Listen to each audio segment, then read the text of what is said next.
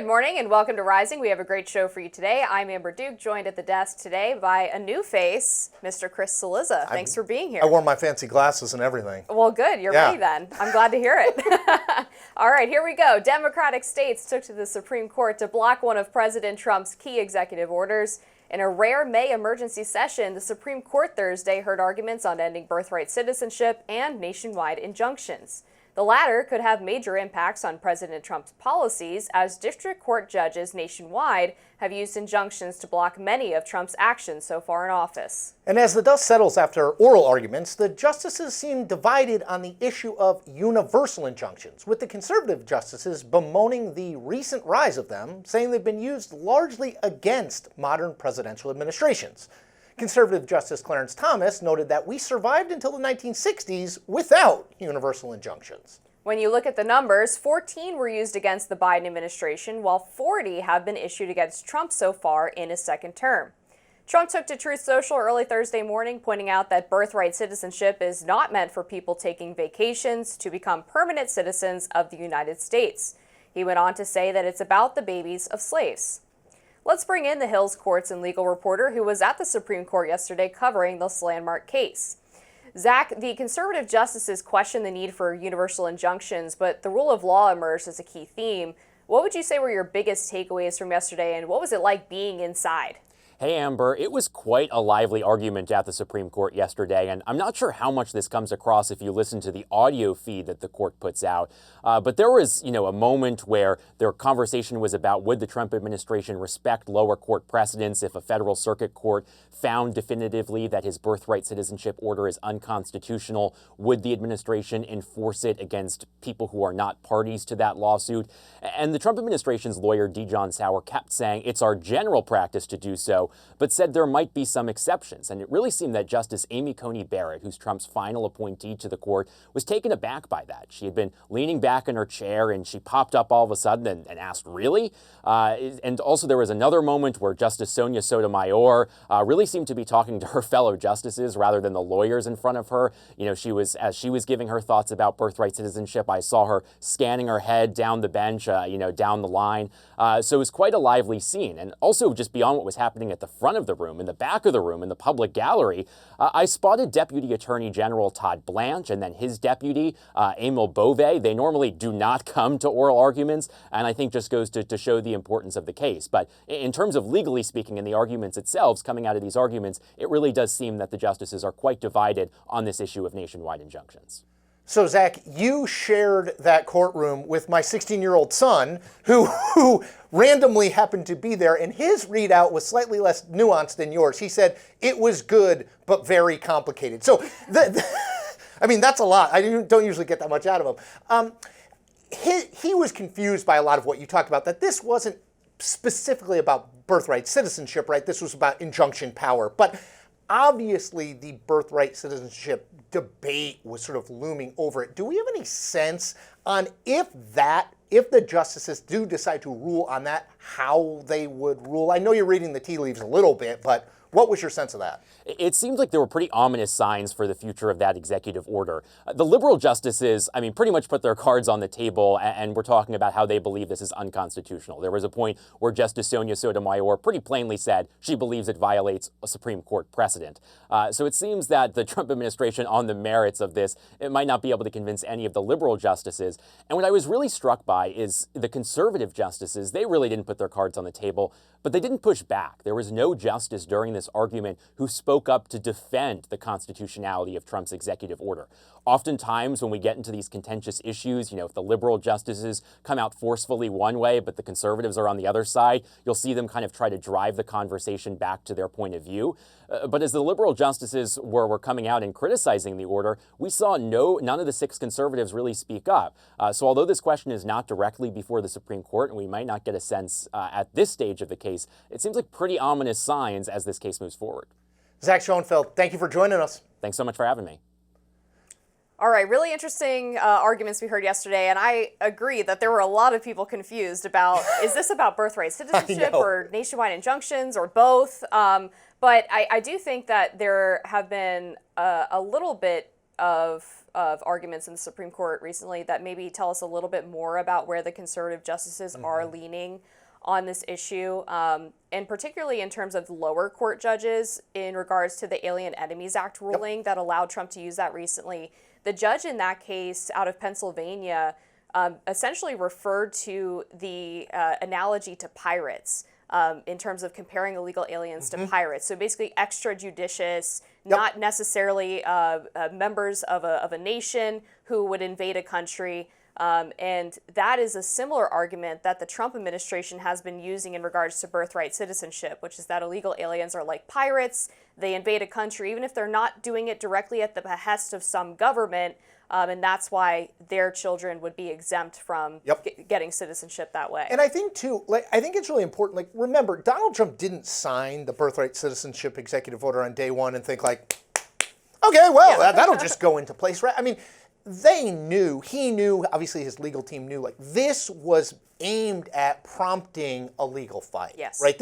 Unlike some of the things he signed, they knew that this was going to be challenged because of the 14th Amendment, right? So I always point to people, Donald Trump said he was so happy, quoted, so happy when the justices agreed to take this up, which, as Zach said, this is not exactly birthright citizenship available to people who are everyone born in this country or not. This is a little bit of a technicality, but again, I think it's, Amber, to your point, it's the Trump administration is trying to engage in these conversations at the legal level in hopes that they get some guidance. Yes, guidance that is favorable to them, but guidance on some of the stuff that is very gray area and hasn't really been challenged. So it's sort of a victory even that the Supreme Court heard these oral arguments and we're talking about these oral arguments for Donald Trump's sort of broader legal strategy. Yeah, I think that's exactly right, because I think it was in the week after the EO was issued that the DOJ called in reporters for a background briefing. Right. And I was there, and they were talking about this exact issue, which is we don't know whether or not we're going to prevail in the Supreme Court. We don't even know if the Supreme Court is going to take this up. But we hope that they do, because then finally we'll have settled this question once and for all. And we can have clarity as to whether or not we need to move forward through a process to actually amend the Constitution. And I will note, I think, and again, so much of this stuff, for anyone who's ever covered the Supreme Court, it's so hard. None of them come out and say well, we're not going to do that, right? It's all you're reading what they say. But I do think if I am in the Trump administration, I am not thrilled at the role Amy Coney Barrett played yesterday, where she sort of jumps in as the liberals are questioning the Solicitor General. She kind of jumps in and says, well, so are you guys going to listen if there are court rulings about anything? Because again, we are looking at, yes, it's a 6-3 majority, but John Roberts and Amy Coney Barrett are sort of swing votes on a lot of these things, these big issues.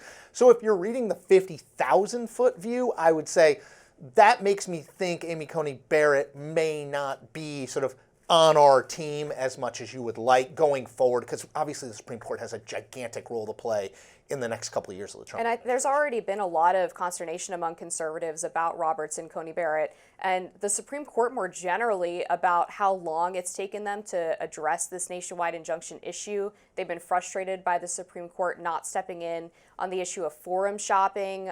With one of those early Alien Enemies Act cases, it was plaintiffs from Texas filing in D.C., and the Trump administration really wanted the Supreme Court to say, no, actually, you can't do that. You have to go to a Texas judge. And the Supreme Court kind of washed its hands of the whole thing for the first 3 months of the administration, which kind of left a lot of things sort of blowing in the wind. I feel like the legal process is the only thing that moves slower than the political process. It is it just does not, it never moves on the timeline that you want. It's like counting votes in California. All right, next up, Senator Ron Johnson is not happy with the so-called big, beautiful bill Republicans are trying to push through Congress. That's next. Well, Senator Ron Johnson is clearly not happy with the Republicans' big, beautiful bill. Johnson believes the bill in its current form will raise the debt to $60 trillion, yes, that's trillion with a T dollars, in 10 years. Here he is on Fox Business. It's completely unsustainable. So we've got to get this under control, but give the president the border funding, extend current tax law, take an automatic tax increase off the table, make sure we don't default on our debt. We could have already had that done. Republicans aren't fixing the problem, we're exacerbating it. That's unacceptable. It seems like some people at least are listening to Johnson. House Speaker Mike Johnson signaled on Thursday that the bill might undergo changes. He didn't say what exactly would be changed, but added that everything was on the table. Now, meanwhile, Democrats, yes, there are two parties in Washington, are concerned with the bill's apparent Medicaid cuts. Senator Elizabeth Warren wrote on Blue Sky, quote, "About half of all births are covered by Medicaid. Over a third of all kids have health care thanks to Medicaid. More than half of all nursing home residents are covered by Medicaid." So understand this, when the GOP attacks Medicaid, they attack families in every community. All right, so obviously here, Chris, we have the classic conservative faction of the Republican Party battling with the moderates over spending. I mean, it's a tale as old as time in Washington. I was going to say, I'm way older than you, and I feel like every couple years, it's like the one thing you can rely on. Yeah. The conservatives complaining that we're spending too much, and there's not that many of them anymore, but the New England Republicans saying, well, we need to raise the state and local taxes, the SALT exemption. It's like these two things are as regular as a clock. I've got GOP fatigue, but I mean, the other part of this that I think is interesting is one of the major campaign promises that apparently is not in this bill is the no tax on Social Security. Yes. Instead, they're offering some tax relief for seniors, but only post-retirement. It's very... Well, here's breaking news. Like, I'm no economist, but like when you have no tax on tips and a giant tax cut or extension of the Trump tax cut, it costs a lot of money. Yeah, you're going to have an increase to the debt. You got to figure out a way to offset that. And at the same time, you've had Doge doing its thing for 3 months, offering up all of this, bounty of potential cuts to be made, and Congress doesn't have to take all of them. Some are better than others. Yep. Some are politically more salvageable than others. But it doesn't seem like they took any of them seriously. Where are the Doge cuts? I know, and it feels like for everything that Donald Trump has disrupted in Washington in whatever, I've lost count, 120 days, right? I lost count after about 110. This is a place where it does feel like we're kind of reading from the same songbook we always read from, right? It's like Chip Roy, the congressman from Texas, being like, we're spending too much and we're not making enough cuts. Mike Lawler from New York, it's not always Mike Lawler, but a Mike Lawler-like figure saying like, this isn't good and we're the ones who made the majority. So yeah, the other thing is, I wonder what you think about this because I think you have a better read on conservatives than I do.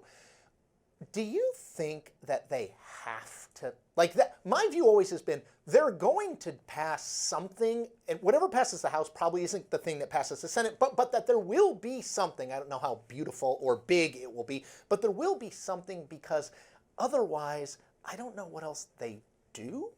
Like, I'm not sure what the next 2 years is, and they want to look like they're supporting Trump. So it's like, I don't know how much of this is just sound and fury signifying nothing. Like they'll pass something. Okay. It'll include one or two of the major Trump priorities, probably the tax cuts, the extension of the tax cuts, and everything else will be left out, but they'll claim because they did the tax cuts that they were supporting Trump. It's a more MAGA dressing on a Paul Ryan salad.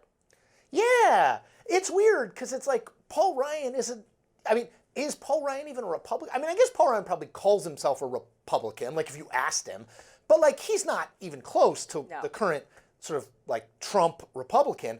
But it is, and it's the same thing. It's so funny, I read this morning, it said, so I can't remember what headline because I'm skimming everything, but like it said, Republicans focusing concerns about the debt and deficit reemerging. I was like, is this 2012? Yeah, it feels that way. Because it's the same. The thing that I find depressing, and this is definitely true, Democrat or Republican, is like we have the same. Everybody is like, we need to address the debt and deficit for our children or our grandchildren, but no one ever does anything. That's why let's say I agree with everything Ron Johnson says, or like Mike Lee is definitely Utah senator is definitely in that space too, or Chip Roy, but like they're not totally wrong. Like we have a system that kicks the can down the road. Yeah. And at some point, we are going to be in hoc to China we may already be, but in hoc to China at a level that is going to be paralyzing. And I think no one really cares because, voters don't vote on debt and deficit? That's the Really? thing. They want to get reelected, and when you Tax have cut. and when you have and when you have Democrats saying, well, if you cut Medicaid, people are going to die. It's like, well, we can't touch Medicaid now. And the thing with that is particularly frustrating to me is that I actually think the Republicans found a nice niche on that issue, because what they plan to do is just unroll some of the expansion of it during the Obama and Biden years, under Obamacare. Right. We're not going to have able-bodied adults get Medicaid without a work requirement. We're going to reduce the cap for federal reimbursement back down to where it was before the ACA took place. And to me, that's a very reasonable way of making the program more solvent. And then the politics of it. I mean, I always say to people, if you're serious about the reducing the debt deficit, look, the Defense Department budget and then the entitlements, Social Security, Medicaid, Medicare, is like 80 to 85% of what we spend. Yeah. So if you say like, well, we're just going to wall that off, well, we're talking about 15% of the federal budget. And meanwhile, we have now a $1 trillion defense budget that we're talking about. $1 trillion. It's the number of people who live in this area who have gotten incredibly wealthy off of winning one contract from the Defense Department. And that makes, I mean, it is the amount of money, I don't think people realize that. Say it again, $1 trillion. The amount of money washing around the Defense Department and the contractors lobbying space, talk about a story that's undercovered. Yeah. Before we go, I used to live next to the Boeing headquarters in Crystal City. Yep. And they have the Boeing Long Bridge Park next to their big headquarters, right? And it's this concrete, depressing park with like 2 trees, but it's so Boeing can say, hey guys, we got all this money from the taxpayer, but look, we beautified. Look at this beautiful concrete jungle we built. Look at this sidewalk we built. Isn't it amazing? Next up, Tulsi Gabbard is accusing former FBI Director James Comey of calling for Trump's murder. Find out why next. DHS Secretary Kristi Noem said her department and the Secret Service are now investigating former FBI Director James Comey. And it all stems from this image Comey uploaded to Instagram. His caption reads, "Cool shell formation on my beach walk," with the shells displaying the numbers 8647. The situation quickly exploded on social media. Tulsi Gabbard wrote on X, James Comey just issued a call to action to murder the President of the United States. As a former FBI director and someone who spent most of his career prosecuting mobsters and gangsters, he knew exactly what he was doing and must be held accountable under the full force of the law. We fully support the Secret Service investigation into Comey's threat on President Trump's life. Comey, however, is insisting that the post was not meant as a threat. He wrote on Instagram, quote, "I didn't realize some folks associate those numbers with violence. It never occurred to me, but I oppose violence of any kind, so I took the post down." Oh boy, James Comey back in the spotlight again. Dude, just go on vacation. Right, go coach your girls' basketball Haven't team. we learned Something. our lesson? It's crazy. Walk on the beach. And the funny thing about that is this is not the first time he has snapped a photo of shells he found on a beach conveniently portraying his political ideology. There's a 0% chance he found those shells in that formation. 100% correct. And by the way, also with the like thing, so like one number is like whitish and the other is black, and you can see it all. He obviously did that. And there was another picture he posted, I can't remember how long ago it was, but it was a shell or something, or a piece of driftwood that said, like, I'm voting for Kamala or something to that effect. So it's just amazing that Comey's 2 for 2 on finding the pro-Kamala, anti-Trump messages on his beach walks. Anything like that on a beach walk. When I heard of this story, I thought of my wife, who is not in politics at all, and she always tells me, like, do you have to put that on social media? Like, as I'm about, I've got my phone out and I'm like, oh, this is a real banger or whatever. She's like, do we need that? Mm-hmm. And like, Jim Comey needs his wife or whoever in his life to be like, now, okay, I have a question.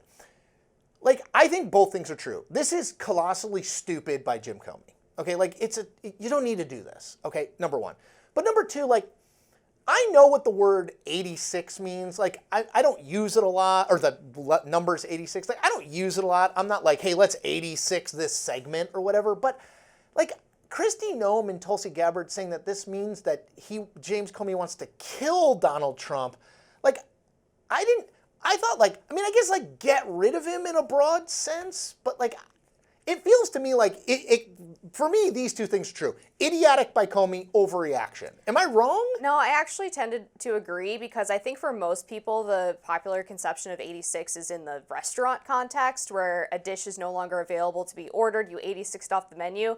But then I did some digging, and it turns out that that term does actually come from like old mob slang. I was wondering where it came from. They were where they talk about getting rid of a rat or an informant or someone who is threatening the mob. I'm Italian too. I should know that. Yeah, somewhere in the genes. And so I do take the argument from Tulsi and Kristi where they're saying, hey guy, you were the FBI director. If anybody should know the origin of this term, it should be you. Well, and I will say, like, in the good for goose, good for gander thing, like, if Michael Flynn was walking on the beach and came across something that said 8646 and posted that, the left would be up in arms, right? Sure. I mean, like, there's no question about that. So it's kind of like now I would say I think probably the left would be overreacting at that point too, but it's not as though it's so dumb. I mean, I remember when I was a young reporter, I'd always worry, like, I just wonder if we're going to have anything to cover, like, in a week or whatever.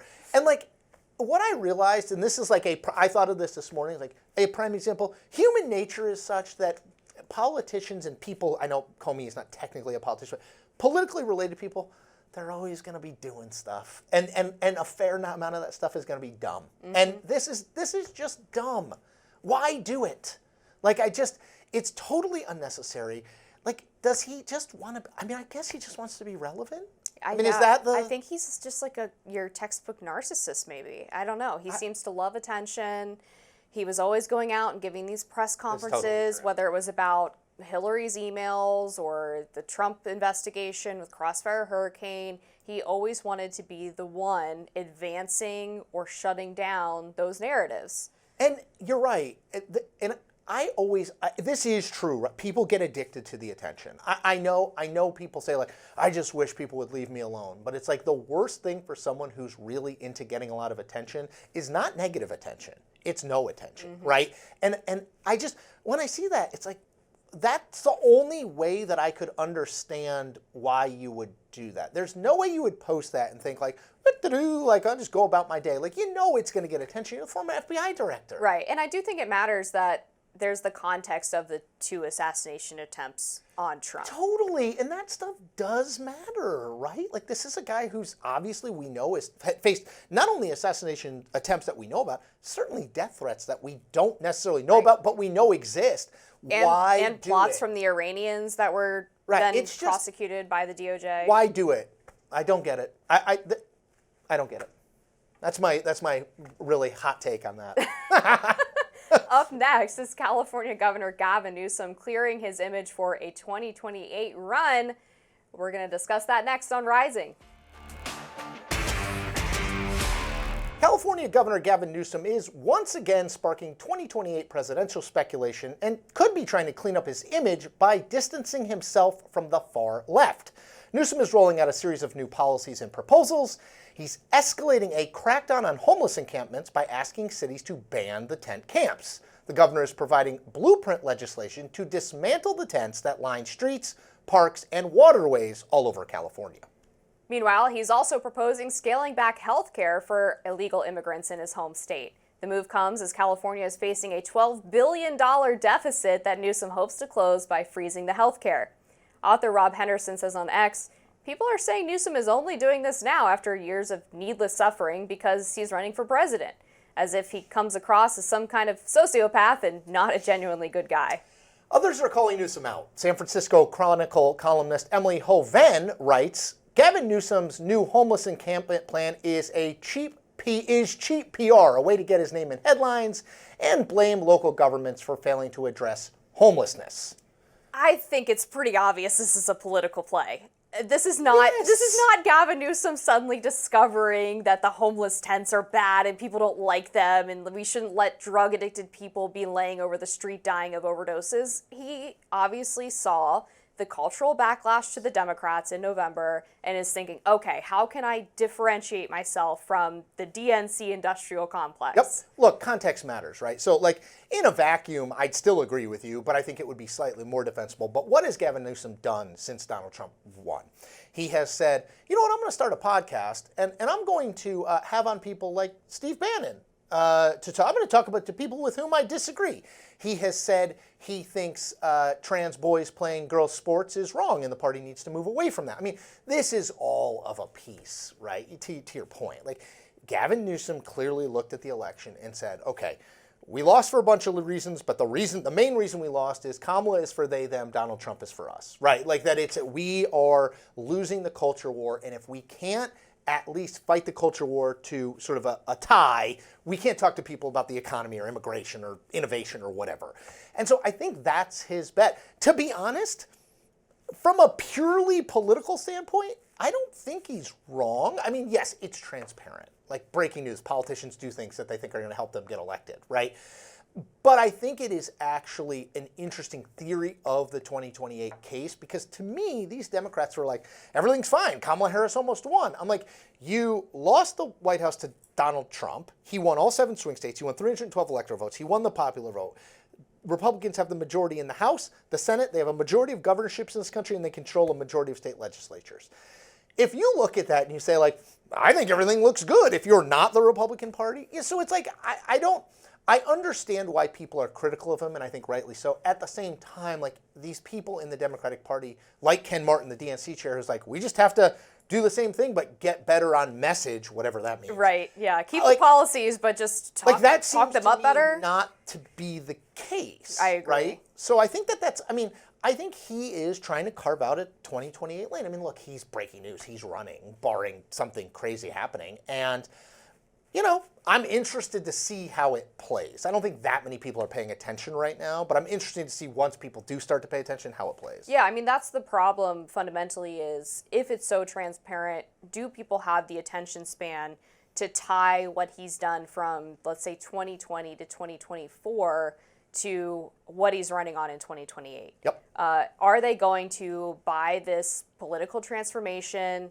Is it going to be a long enough on-ramp for him to make this change that people are going to say, like, oh, well, maybe Gavin Newsom's actually not that bad?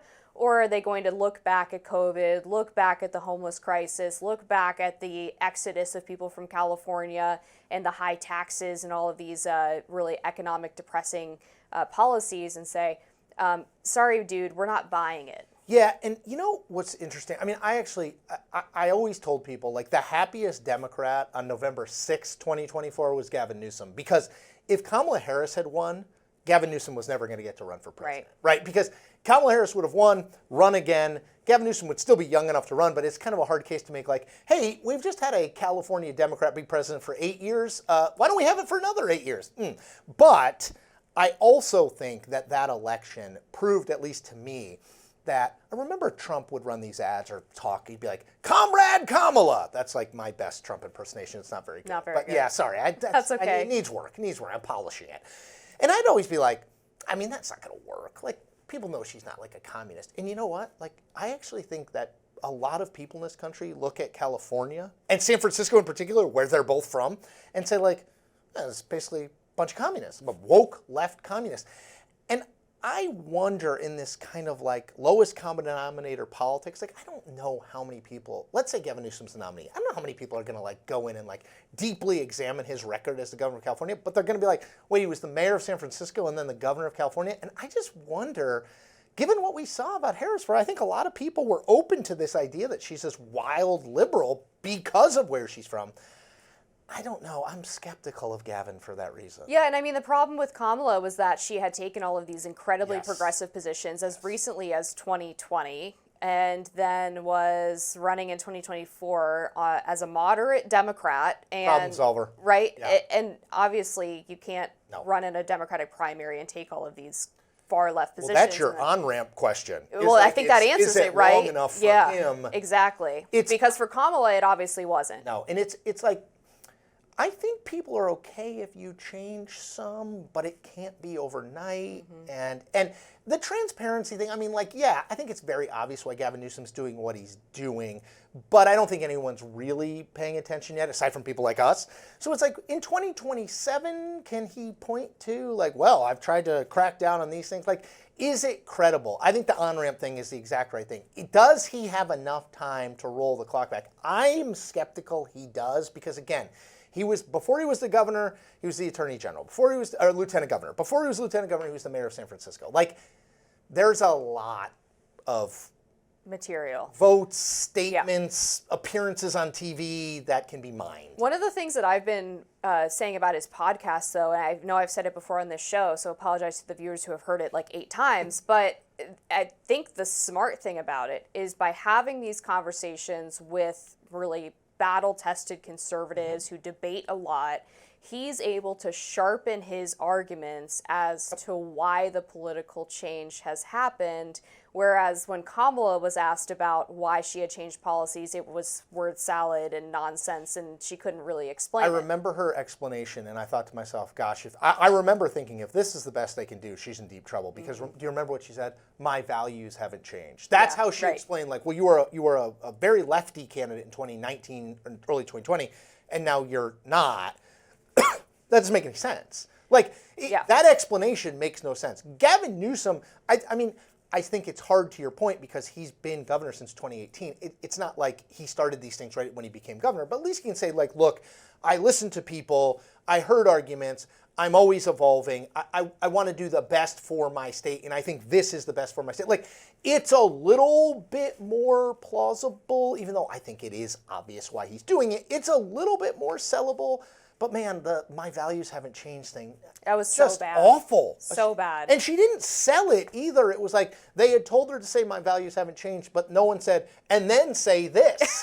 You know what I mean? It was like, she was like, just saw my the values haven't ellipses. changed. And it was like, dude, the camera is still rolling. You know that's happening, right? I wonder too with Governor Newsom, one of the sort of consequences of this political tide change is that he's going to lose that sort of 20% of the Democratic base that is very heavily progressive.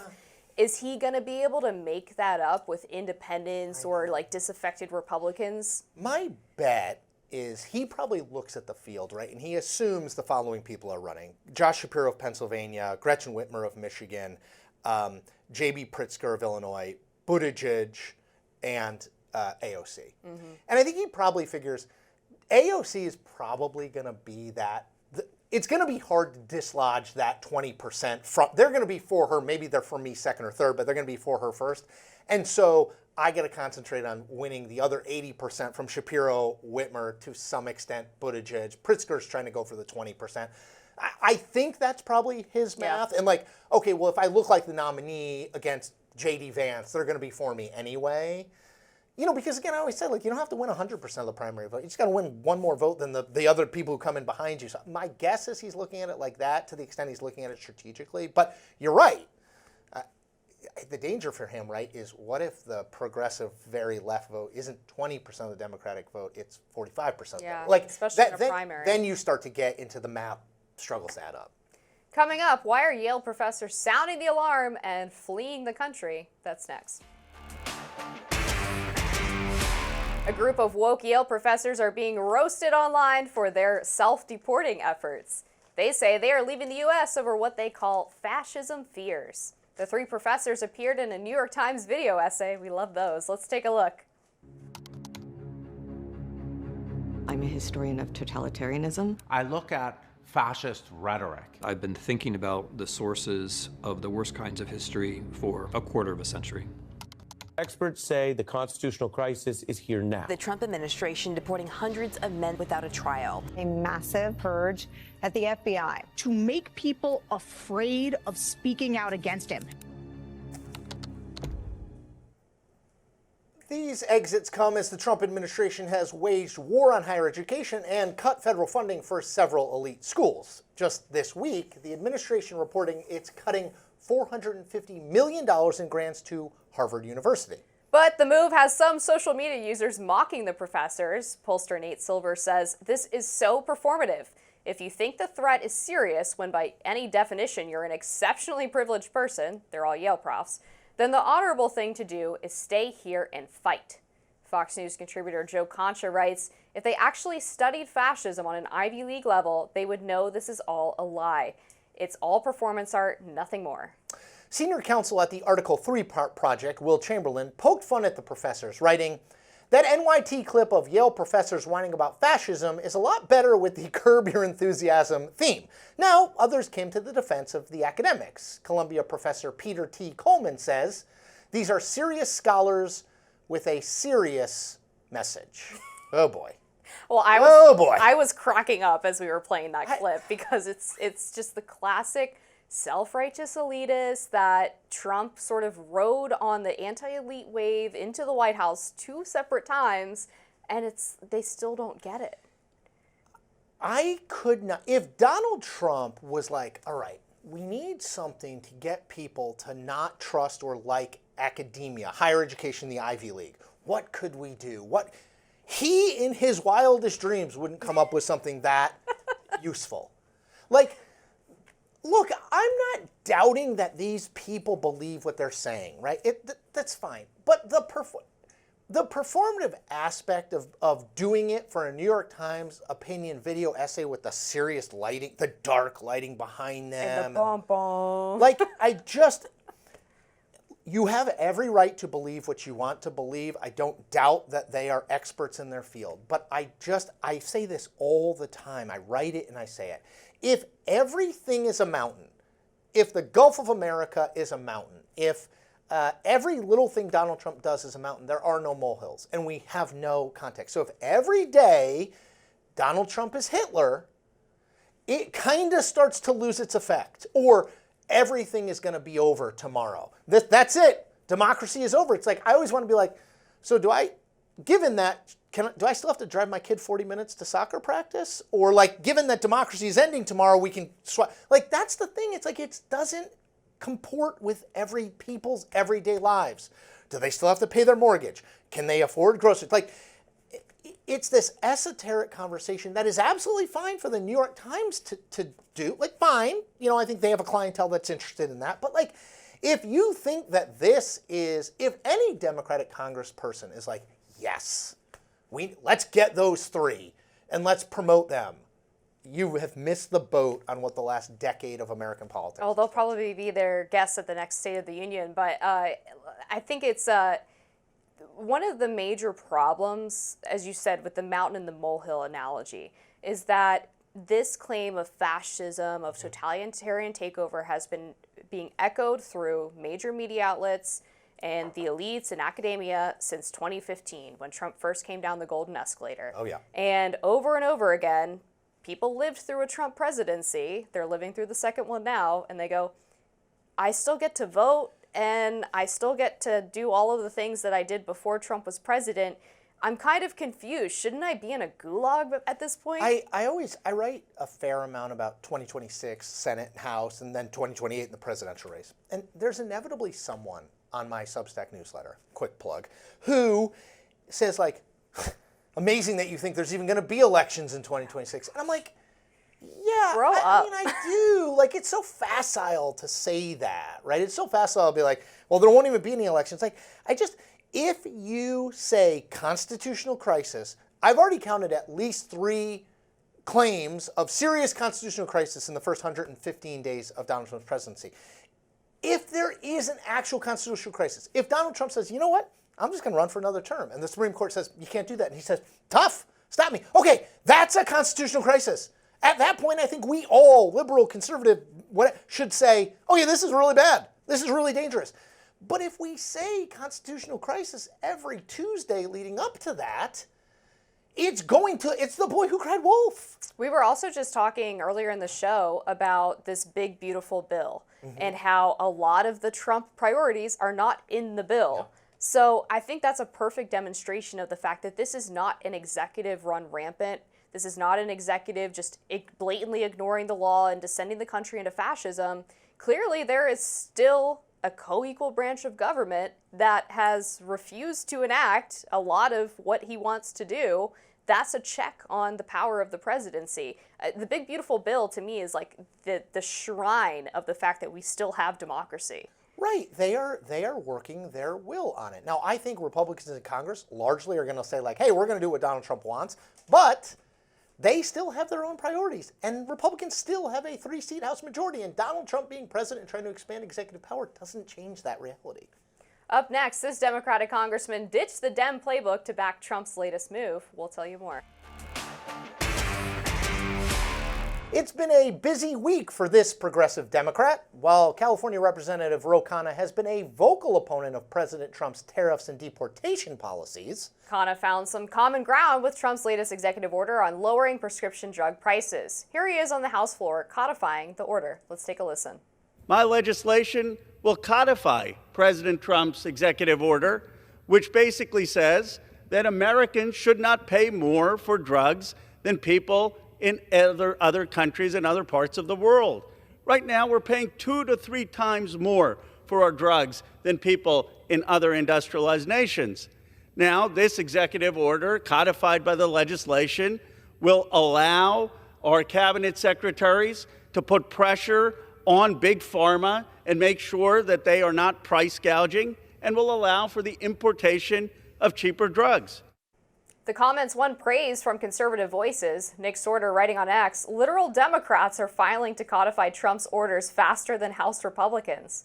But Kana also stunned former NBC News chief political analyst Chuck Todd with his comments on Chuck Schumer. Let's watch. Chuck Schumer has squandered any goodwill he had. I mean, in terms of when I go around the country, people just are very upset. Wow, let me pause that. That was very matter of fact of you just now. I mean, Schumer's got that.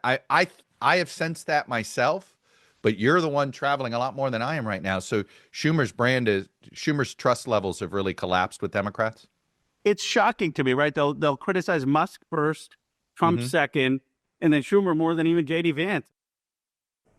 And to explain his stance further is Kana himself. Congressman, welcome. Can we start, excuse me, with Schumer? Because I think that is I'm intrigued by that. I guess I assumed most people in the country didn't necessarily know him. I'm not suggesting he was the most popular guy in the world, but you said he comes up after Elon Musk in these conversations. Was that surprising to you? And was the reaction to Schumer and what he's doing surprising to you? It was very surprising. Now, these were town halls a few weeks or a week after he caved on the government shutdown without getting any concessions. But people would come up and they'd be very, very upset at Elon and Doge. Of course, they'd be upset at Trump. But then there'd be a frustration at what are all of you doing in Congress, including at me, everyone. We need you to do more. But the name that would come up again and again is Schumer. If Schumer sold us out, and when I'd say, well, the old guard needs to go, we need new leadership, there'd be thunderous applause. And this was a town hall after town hall. I've done now 6 or 7 of these around the country. I'm headed to Pennsylvania to do 2 this weekend. So it surprised me, but it's not manufactured. This is not beltway talk. There's real anger in the base amongst ordinary Democrats who are showing up to these town halls. Congressman, I'm going to turn over to Amber in a minute, but I want just one quick follow-up. How big a problem is the leadership vacuum in the party right now? Because I always assume by default the party leaders will wind up filling that vacuum, right? It's Schumer, Hakeem Jeffries, Nancy Pelosi's not in leadership anymore, right, but people know her name. How big a problem is that as you guys move into at least starting to think about the midterms? Do you need different voices? And then how do you, whether it's you or someone else, and then how do you get the level of prominence to get people to pay attention, right? Because Chuck Schumer is still the head of Democrats in the Senate. Hakeem Jeffries is still the head of Democrats in the House. How do you solve for that? Well, I've said Hakeem Jeffries is the leader of the Democratic Party. I don't understand the debate. Am I coming through because there's some technical issue? We gotcha. Or can you hear me? Good. Well, what I've said is that, look, Hakeem Jeffries is the leader. I mean, look, Chuck Schumer lost a lot of credibility during the whole shutdown fight. Hakeem Jeffries is stepping up. He's doing press conferences every day. He's on the steps of the Capitol with Senator Booker. He has a philosophy of more is more. Everyone else who's being talked about, as a future leader, and maybe they will be, and maybe some of them will run in 2028. But they aren't a leader right now. I mean, the only person who's elected are either Chuck Schumer or Hakeem Jeffries. And Chuck Schumer dropped the ball. Hakeem Jeffries, I believe, is rising to the moment. And so to me, it's pretty obvious that he's the leader of the party. And I believe he's getting bolder and bolder in setting out a vision for the Democrats going forward when he'll be Speaker. So, Congressman, when you hear from these people at these town halls and they tell you, we want Chuck Schumer to do something more, do they cite anything specifically that they want him to do? What do you want him to do? Because when I see Chuck Schumer versus Hakeem Jeffries, like, great, he has a press conference on the steps of the Capitol and he's out there for 12 hours, but how many people in middle America are actually seeing that and taking that seriously? What is the concrete action that Democrats need to be taking right now? Well, Hakeem Jeffries didn't cave. I mean, he said that we needed some concessions in the negotiation. Look, what I said during World War II, we had people before the war started who were extraordinary generals during peacetime and who were extraordinary on ships during peacetime. And Chuck Schumer was really, really effective during Biden's presidency in getting legislation done. But the lesson in World War II was those weren't the same people who were effective in battle. And Chuck Schumer has shown that he conceded. He wasn't willing and able to get any concession. I think Hakeem Jeffries would have, and Hakeem Jeffries didn't want to fold, and neither did the House Democratic Caucus. So he has credibility in future negotiations. He's out there encouraging people to do coordinated town halls in red districts. He's had a very aggressive strategy about targeting these 30 red districts early on with advertising much earlier than usually happens and organizing. And I really believe he's rising to the moment. I think if you ask people across our ideological spectrum, from AOC to Jared Goldman, from the New Democrats to the Progressive Caucus, you would get a sense of confidence in Hakeem Jeffries. I don't think you'd get the same from Schumer in the Senate. Congressman, I want to start with, I want to mention at least your sort of advocacy for Donald Trump's proposal. I won't say Donald Trump, but Donald Trump's proposal on price controls and prescription drugs. How do you, as a Democratic member of Congress with some ambitions, how do you balance handling Donald Trump? Because obviously the liberal base wants Donald Trump is terrible, Donald Trump is ending democracy every single day, and that does work to animate them. But how do you sort of like measure, okay, well, I like this idea. If the guy's name wasn't Donald Trump, many people on the left would probably like it. How do you navigate that sort of minefield, that political minefield that Donald Trump poses? I have a pretty simple test. If he proposes something that's, I believe, good for the American people and going to help people, I support it. If he does things that are against the Constitution and that are going to hurt this country, I oppose it. Now, that's not the view of everyone. There's some people who think we should just oppose, resist. My view is that I'm in Congress to try to help move this country forward. When he does things like deport Abrego to a dictatorship without due process, I'm going to speak out and call him and J.D. Vance out. When he does things like take on Big Pharma and put forward a proposal that basically mirrors what Bernie Sanders and I called for, that Americans shouldn't be paying a higher price for prescription drugs than people in every other part of the industrialized world, then I'm going to support it and try to actually get that done and take on Big Pharma. I believe that people want us to focus on what's going to move this country forward and speak out for policies that will help people. And so that's been my approach. I don't know whether the political fallout of it, that'll remain to be seen, but it's what I feel comfortable doing as a member of Congress. To me, this prescription drug EO is sort of the key indicator of the new sort of political crossover between the populist left and the populist right. You have maybe libertarians and really fiscally conservative members of the Republican Party who are likening this to socialist price controls. Maybe some moderate Democrats are kind of reticent of supporting it because it's attached to Trump's name. But tell us a little bit more about the way the political landscape has changed and how we've gotten to this point where a Republican president is instituting something like this, which I think would have been unthinkable even maybe 10 years ago. Well, we've seen that the free markets, unfettered, and globalization are really what's hollowed out so much of this country. Johnstown, PA, Lorain, Ohio. Trump, as David Brooks said, asked the right questions, even though many times he has the wrong answers. And he said, look, the economy that's working for Rose District in Silicon Valley with $14 trillion of wealth isn't working for a lot of other parts of the country, isn't working for working class folks. One of the problems is the big pharma's influence in our democracy. $16 billion of lobbying money.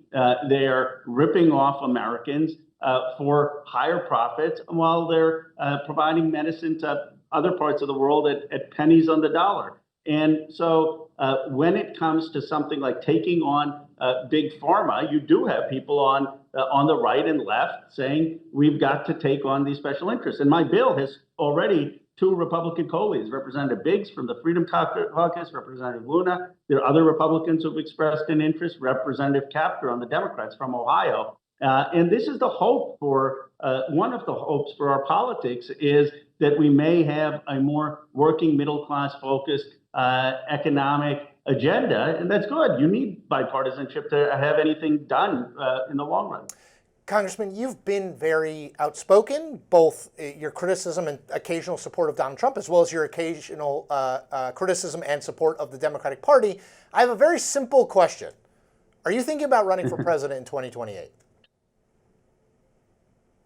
I'm really focused, honestly, on the House and taking it back. But do I want to be part of the national conversation? Absolutely. But I'll tell you why it is a premature question. Because right now, anyone who wants to be considered to be in the national conversation in 2028 needs to show they're focused on the moment, right? Politics is like tennis. If you start thinking about how you're going to win the set, you're going to lose the point. And what people can do right now is be effective both in helping us take back the House, resisting the unconstitutional actions of Trump, but also finding a way to support things that actually are bipartisan and can help people. And the final point, which is what my travels really have been most helpful, is listening to people, listening in communities. We got to listen less to the sort of George Clooney's and Beyonce's and more to people in Lorain and Johnstown and Milwaukee to build this party back.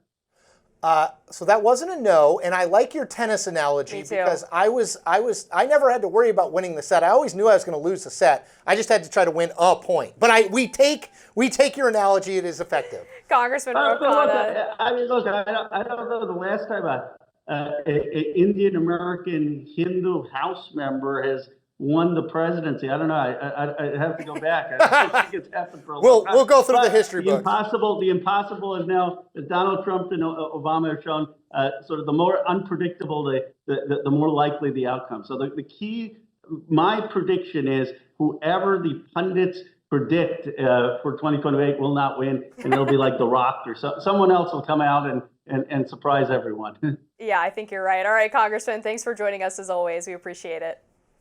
Thank you. Thanks. All right. Democrats have convinced one of their colleagues to pause his impeachment efforts against President Trump. We'll get into that next. Democrat Congressman Shri Thanedar is dropping his effort to impeach Trump for now.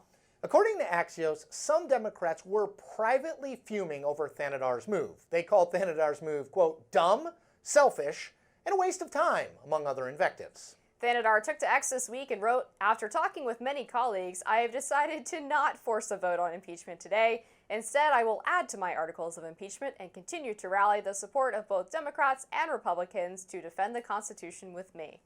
This is not about any one person or party. It is about defending America, our Constitution, and rule of law. I will continue to pursue all avenues to put this president on notice and hold him accountable for his many impeachable crimes. After talking to Thanedar, Congressman Jamie Raskin of Maryland said, my message for all of my colleagues has been, you might be absolutely convinced of your correctness, but the Constitution demands that you go and work with other people to promote the consensus. Damn, that's harsh. Jamie Raskin, by the way, whether you like him or hate him, former con law professor, so he knows constitutional law. He knows of what he speaks. Also someone who tried to impeach Trump. This is, look, I think it's hilarious in a sad laugh to keep from crying way that Shri Thanedar is saying. He's pulling back on this and saying, this was never about like one man or promoting myself. Of course this was about promoting himself. He knows that a surefire way to get on liberal talk shows and to raise money is to say, I'm sponsoring a resolution to impeach Donald Trump. Parentheses, you may have never heard of me, but now you have. By the way, I felt the same way when we had these articles of impeachment by like Marjorie Taylor Greene against Joe Biden. Yes. You know that you're not going to get enough votes for it. You probably are wrong on the legal aspect of it. And instead you're trying to just raise money, get on TV, and you're wasting everybody's damn time. And, you know, Marjorie Taylor Greene is a great example because I always think of this. I remember, talk about feeling like antiquated. Do you remember when Democrats took control of the House and they took her off the committees that she was on? Whatever. I kind of think that's dumb, but fine, it happened. I was like, man, that's a real, that's going to be a death blow for Marjorie Taylor Greene. She's going to lose next year because she's not on committees. The exact opposite. It was huger in media for her. She had more time. She was, number one, now she became a victim of the woke left. She had more time to raise money. She had more time to go on TV. And she became much, much bigger. It's like, there really is, I don't think this is everyone, right? I don't think 535 of them care much more about being on TV and raising money and raising their profile so they can run for something else. I actually think it's a relative, it's probably 10%, but that 10% gets a lot, and 10% on both sides, it gets a lot of attention. And it's this, we talked about this, it's this performative thing. It's not doing it because you necessarily believe it, doing it because you know it will get you attention that will accrue to your political benefit. And it's like, man, if you need a very simple diagnosis of what's wrong with our politics, I would point you to Shri Thanedar and Marjorie Taylor Greene, right? And unfortunately, look, I hate to say it, we're talking about them. In a way, he's kind of winning because we're talking about it. Yeah, I kind of feel bad about that. I mean, the interesting thing about Shri Thanedar that came up after he first filed these articles was that apparently he used to be a big Marco Rubio fanboy. He would follow him around to all of his rallies. Little Marco! He would try to get selfies with him and tell him how much he loved him. It's bizarre. Are you a Democratic member of Congress? You have to find these videos and watch them. It is insane. He was like a college Republican at CPAC, like trying to latch on to whatever politician they could find. I mean, look, sadly, Shri Thanedar is getting what he wants because I will tell you, if you said to me, hey, Chris, what does Shri Thanedar do for a living? On Monday, I would have been like, I do not know. And now I know he's a Democratic member of Congress. So, like, that's the thing. It's like our incentive structure is broken, right? Our incentive structure in politics is broken. It rewards people who are doing things to get attention as opposed to doing things either because they believe in it, because they think there's a way forward legislatively, because they think it's the right thing to do. And this, and I know I don't want to both sides everything, but this absolutely happens on both sides because look, politics is a copycat game, right? If you're a state legislator, a conservative, and you're like, you want to run for Congress, you're going to look probably at a Marjorie Taylor Greene and be like, oh my gosh, she's on Fox all the time. She's raising all this money. She might be the governor. She took herself out of the Senate. Right? That's a success story.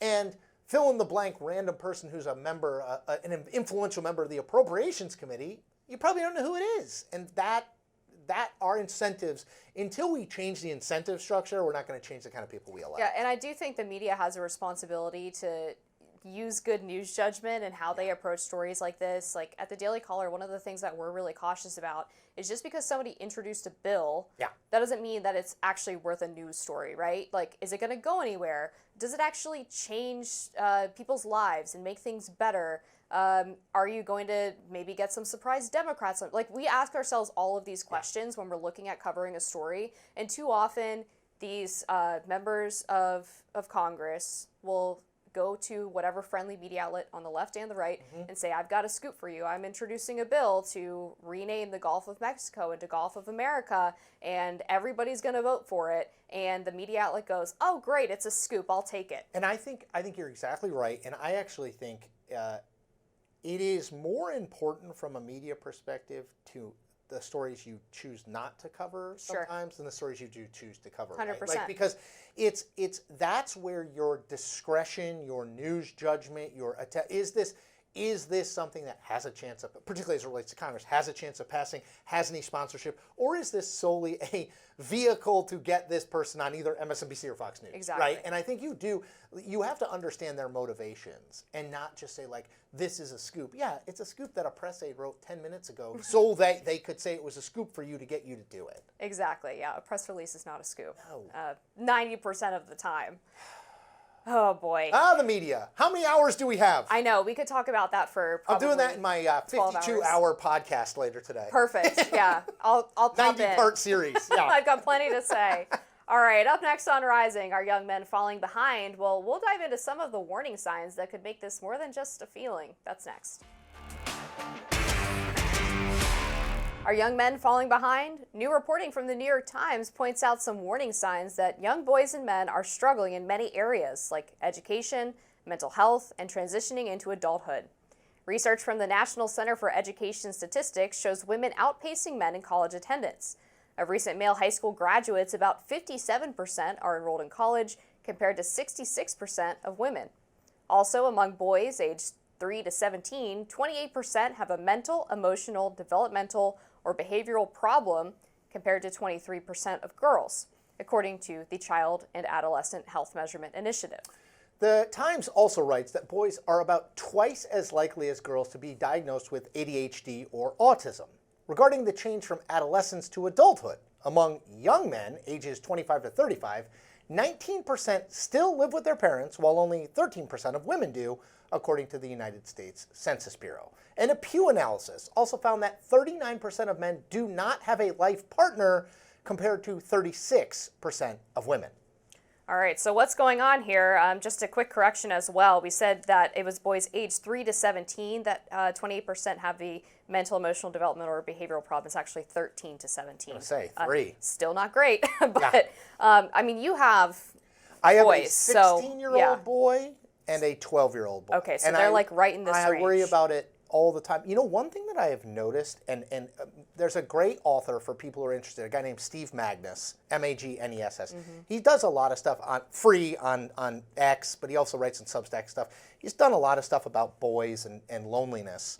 And one of the things I noticed with my 16-year-old is he has a friend group. It's not that he's sort of isolated, but he's 16. I'll be like, what are you doing tonight, Friday night? And he'll be like, I don't know, probably nothing. Like, if you look at the social interactions, like actual social, like in-person social interaction among boys, it's down among girls, but among boys, it's like off of a cliff. And I do worry a little about that. I mean, part of it's this, right? Yeah. Part of it's the phone, and that impacts all of us. Part of it's COVID, right? Where it, you know, in a lot of their socially formative years, they weren't allowed, some places, to interact with each other. But it does feel like whatever the brew that gets us to here is, I do worry about it. Because, my gosh, when I was 16 years old, there was nothing I wanted to do less than hang out at home with my parents. My parents were lovely people. I was an only child, am an only child, but it was just the three of us. Like, I would have gone walking around my neighborhood just by myself rather than just hang out at home. And I think that so I do see this. And I do worry about it because I do think there's been a lot of study of younger girls and younger women on sort of, you know, how they are progressing through adolescence, loneliness, mental health issues. And I do think there is some stuff with boys that we're just like, he's just a boy, he'll be fine. And it's like, well, I don't know. There's a lot of data out there at this point that says they might not be.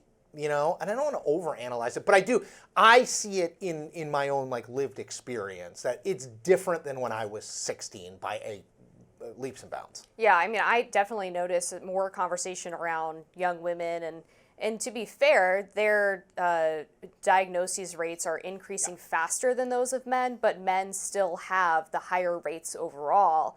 And so because we're looking at trend lines for women and not the hard data point, the men just get totally left in the dust and no one's really talking about their issues. And I think that one of the things that I've seen, so my 16-year-old is a sophomore in high school, and we're just starting to have the kind of like, so what's the deal with college conversation? And one thing that's fascinating is you talk to the college counselors at the school is they're like, oh, these schools are desperate for boys. Because, you know, I'm looking at these numbers. 66% of women are enrolled versus 57% of recent male high school graduates. I actually think that is widening, and it's like, that is remarkable to me, that it's like, oh, he's a boy, well, that could help. I'm like, really? And so again, I see it playing out. I don't totally know what we do with it. I want to get what you think about this, because one thing I worry a little bit about as a kid who was like into reading books. My boys are like much more sporty than I was, but into reading, but I worried a little bit about sort of the cultural signaling of like Dana White and Theo Von and the kind of like, gotta be tough, go out there and kick butt. Like, I worry slightly that we're like recreating the like 1950s male, like men never cry. I'm not saying you need to cry at everything, though I do cry at some sad, particularly commercials with little kids in them, those get me.